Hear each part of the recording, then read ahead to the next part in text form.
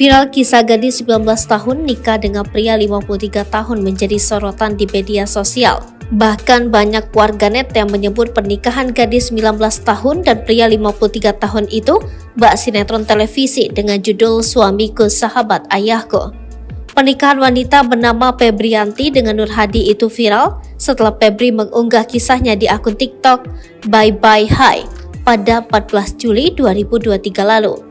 Dalam unggahannya, Febri membagikan potret pernikahannya dengan sang suami dengan keterangan, usia bukan suatu penghalang.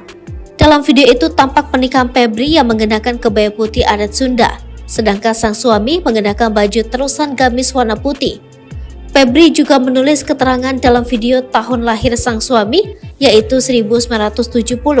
Ia juga membagikan videonya mengenakan baju pengantin warna hijau sage. Gadis asal Bekasi ini juga memamerkan foto buku nikah mereka. Video pernikahan Febri dengan Nur Hadi yang berjarak 34 tahun ini pun mendapat banyak komentar dari para netizen. Dilansir dari sejumlah sumber, pernikahan ini digelar pada 1 Juli 2023 lalu. Nur Hadi sendiri merupakan teman dari almarhumah ayah Febri.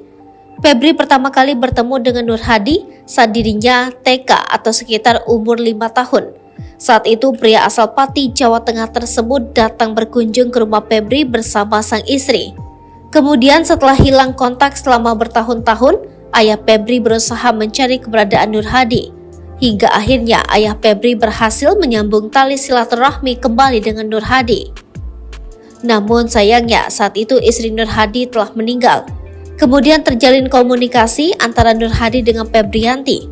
Sampai pada tanggal 1 Mei 2023, Nur Hadi datang ke rumah untuk melamar. Hubungan Febri sempat ditentang oleh ayahnya, namun usaha keduanya kini telah membuahkan hasil. Kini keduanya telah bersatu dalam pernikahan.